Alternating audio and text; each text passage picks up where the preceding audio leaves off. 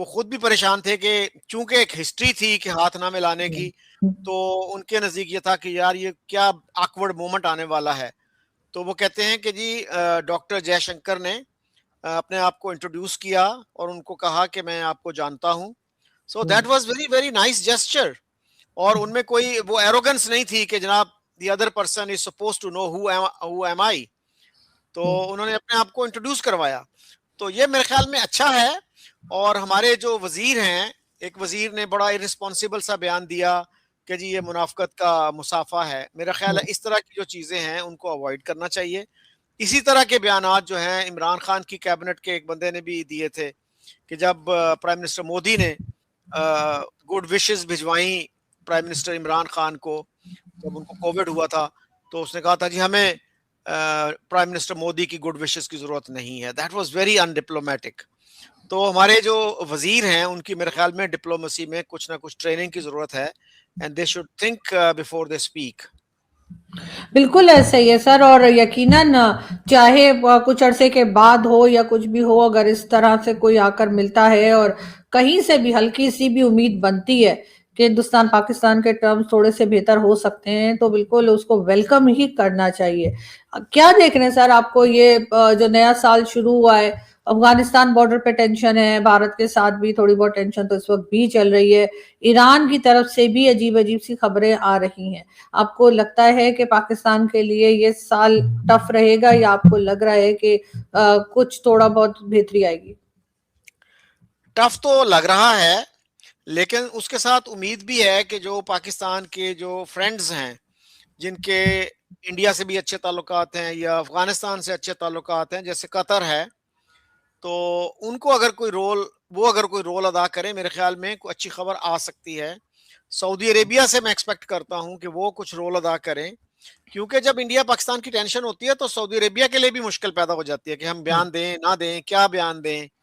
ایک بیان دیں گے تو اس سے انڈیا ناراض ہوگا، دوسرا بیان دیں گے تو پاکستان ناراض ہوگا. تو یہ جو چیزیں ہیں ان کو اس کو پری ایمپٹ کرنا چاہیے میرے خیال میں، کہ ان کا جو امن ہے وہ پورے خطے کے لیے اچھا ہے، مڈل ایسٹ کے لیے اچھا ہے، سعودی عرب اور یو اے ای اور قطر کے لیے اچھا ہے. تو پیس کس کے لیے اچھا نہیں ہے؟ تو I think it suits everybody. اور ابھی آپ نے جیسے ذکر کیا ایاز صادق صاحب کی جو میٹنگ ہوئی ڈاکٹر جے شنکر سے، اس کا کریڈٹ ایک طرح سے وہاں کے جو چیف ایڈوائزر ہیں ڈاکٹر یونس نے لیا.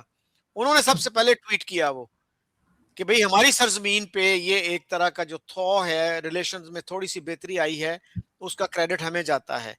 تو یہ میرے خیال میں اچھی ڈیولپمنٹ ہے، اس پہ بلڈ آن کرنا چاہیے.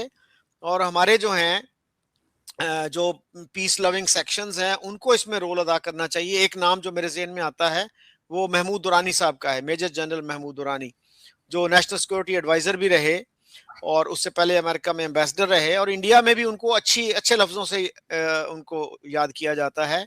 ان کو جنرل شانتی بھی کہتے ہیں لوگ. تو اس طرح کے جو لوگ ہیں میرا خیال ہے کہ ان کو اور میڈیا کو پازیٹیو رول ادا کرنا چاہیے تاکہ ہم اچھے مستقبل کی طرف بڑھ سکیں. تو سر اس میں چاہے وہ افغانستان ہو یا کہہ لیجیے بھارت ہو، ان کے ساتھ جو ریلیشنز ہمارے خراب ہوئے ہیں اور یا تھوڑے بہت خراب چل رہے ہیں جتنے بھی، اس میں ہماری اپنی کتنی غلطی آپ کو محسوس ہوتی ہے؟ کیونکہ بہت عجیب عجیب قسم کی سٹیٹمنٹس دی جاتی ہیں، نہ صرف بھارت کو لے کے بلکہ افغانستان کو لے کر بھی. کئی بار ہمارے جو منسٹرز ہیں وہ بھی کہہ لیجیے کہ بہت حد سے آگے بڑھ جاتے ہیں. تو آپ کو لگتا ہے کہ کہیں نہ کہیں ان کو کنٹرول کرنا چاہیے، اس لیے کہ وہ جو زبانی کلامی بھی جو لڑائی ہو رہی ہوتی ہے وہ کافی زیادہ نفرتیں بڑھا دیتی ہے؟ جی بالکل، میں نے جیسے پہلے بھی کہا کہ ہمارے جو منسٹرز ہیں ان کو ٹریننگ کی ضرورت ہے ان دی آرٹ آف ڈپلومیسی. کہ اول تو یہ ہے کہ ہر منسٹر کو فارن افیئرز پہ کمنٹ کرنا نہیں چاہیے. اگر ان کو کرنا ہی ہے تو ان کی تھوڑی سی ٹریننگ کر دی جائے. ہمارے ہاں ایک اچھی ہے وہ فارن سروس اکیڈمی ہے، تو وہاں پہ ان کو 1 ہفتہ لگوا دیں، 2 ہفتے لگوا دیں، تو میرے خیال میں ان کی ٹریننگ ہو جائے گی اور ان کو پھر پتہ چل جائے گا کہ بلا وجہ بولنا نہیں چاہیے، اور اگر بولیں تو ڈپلومیٹک طریقے سے، میجرڈ طریقے سے، نپے تلے انداز میں گفتگو کریں. تو وہ بڑی ریش گفتگو کرتے ہیں اور وہ میرا نہیں خیال کہ کسی طرح بھی پاکستان کے مفاد میں ہے، چاہے وہ افغانستان ہو، چاہے انڈیا ہو، چاہے کوئی اور ملک ہو. تو بہت سوچ سمجھ کے بولنا چاہیے، اس کے لانگ ٹرم کانسیکوینسز ہوتے ہیں. تو یہ نہیں سمجھنا چاہیے کہ جو بھی آپ کے منہ میں آیا آپ نے کہہ دیا. کیونکہ آپ کی جو ذمہ داری ہے آپ کے اوپر، جو جو جس ملک کو آپ ریپرزینٹ کر رہے ہیں، آپ کیبنٹ کے منسٹر ہیں، ایک آرڈنری آدمی جو بھی بول دے اس کی خیر ہے، لیکن آپ کا جو کہا ہوا ہے وہ اسٹیٹ آف پاکستان کا اسٹیٹمنٹ سمجھا جاتا ہے. So you have heavy responsibility on your shoulders, they need to realise that. Sir last year ہم نے یو اے ای کے بھی فنڈز واپس کرنے تھے جو ہم نے نہیں کیے، سعودیہ کے بھی $3 بلین واپس کرنے تھے جو ہم نے نہیں کیے، اور ان کو کہہ دیا کہ 1 سال کی اور ہمیں آپ ٹائم دے دیجئے. کیا آپ کو لگ رہا ہے کہ کوئی ایسی اسکیم بنا رہے ہیں، کوئی ایسی پالیسی بنا رہے ہیں جس سے کہ یہ پیسہ جمع کر پائیں گے اور واپس کر سکیں گے، یا آپ کو لگ رہا ہے کہ اس سال بھی پاکستان کی اکانومی جو ہے وہ ویسے ہی خراب رہے گی، ویسے ہی پرابلم میں رہے گی جیسا پہلے تھا؟